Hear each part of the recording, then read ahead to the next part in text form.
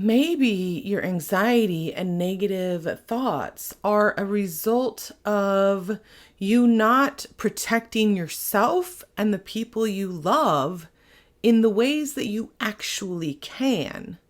Stick with me today, and I'm going to talk about how you can protect yourself and your loved ones better, no matter what kind of situation or circumstance you might actually be in.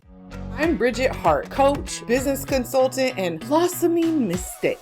I hope that you enjoy the content I'm about to bring you today, and don't forget to subscribe down below, like the video, and leave me a comment because this is all about interacting with you. So this material comes from the 8th Hart Habit, which is protect.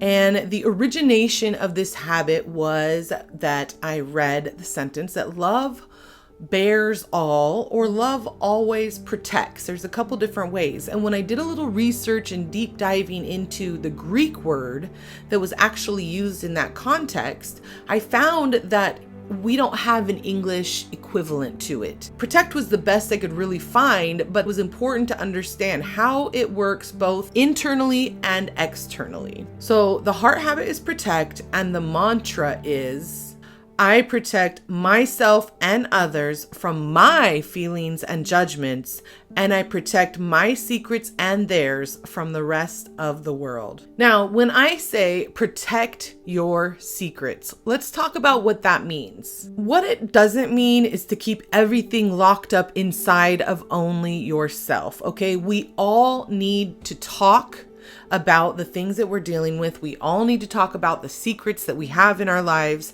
and we all need someone that we can share those things with. The important part is to think about who is safe for us to share our secrets with.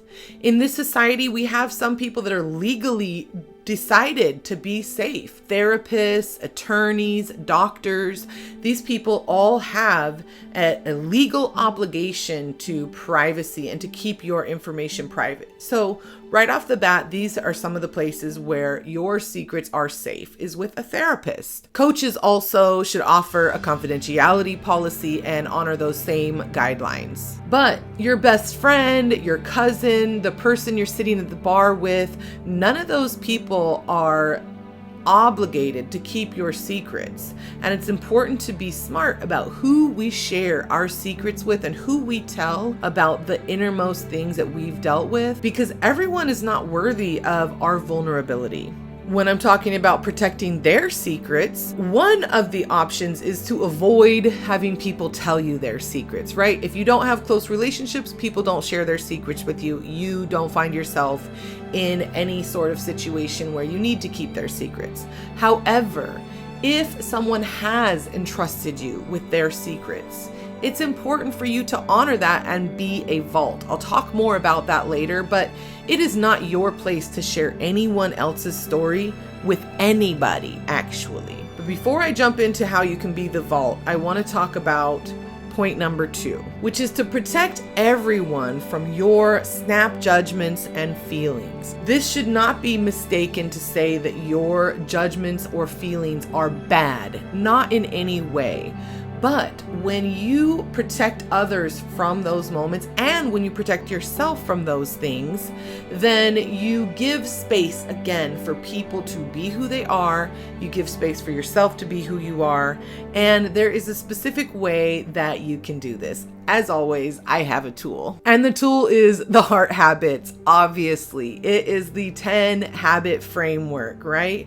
So number 1 is the tool I just talked about last week, which is your nonverbals. So one way to protect others from your snap judgments is to be conscious of your nonverbals. Take a moment when you need to process the information that's coming into you before you allow anything to be expressed back to the individual in the situation. Secondly, think about what are your thoughts right now in this scenario. What are you thinking about what you just heard, the information you just received, etc., right? And then think about what's the truth of the situation. So are your thoughts accurate? Are they real? Are they based on truth? Are they based on trusting people?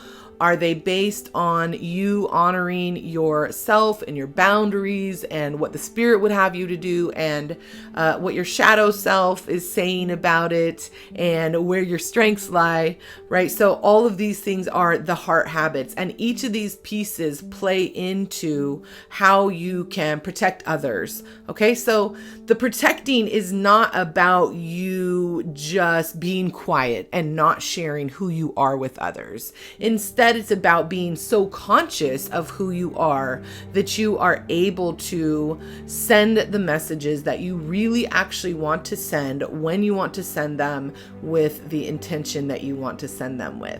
So the third point goes back and touches on my first point, which is to be the vault. And this really refers to the work of Brené Brown. I love her. She's amazing. She is a researcher in Texas who has done a lot of work, 10 years plus of research on shame and vulnerability and other things that have to do with kind of relationships, our relationships with each other, etc. So in her book, Daring Greatly, she created what is called the 7 elements of trust. And she used the acronym of BRAVING, and the V in BRAVING stands for vault. In that book, she really is just talking more about the value and the importance of being a vault for people, so that when people do share information with you that's personal, that's secret, that's deep or vulnerable for them, that you hold on to that information and do not share stories that aren't yours to share. When you become the vault,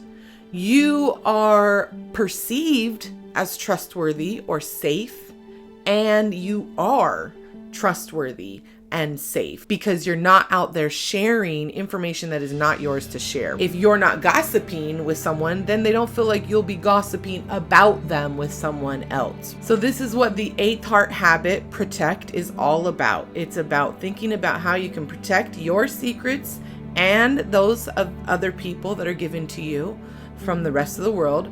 Share your secrets only with people that are safe, whether it's legally or whether it's because you know that through relationship. Protect everybody, including yourself, from your snap judgments and snap feelings about things, right? By utilizing the other 10 heart habits to kind of become conscious about your thinking and your talking and your nonverbal communication, and be the vault. As you get better at this habit and you practice this habit of protecting other people, you will move from being seen or perceived as, manipulative or someone who would use information for their own gain, no matter what it might cost somebody else. You will move instead to being seen as someone who is just very unshakable and reliable in chaotic or difficult times. If that's something that you want to be, as opposed to being seen as manipulative, then protecting others is going to be a key habit for you to practice. As always, I'm so thankful to be here with you. Drop me a comment, like, subscribe, all the things, or visit me at thehearthabits.com/about. If you want to jump on my calendar, let's have a phone call. Let's talk. Until next week, I love you.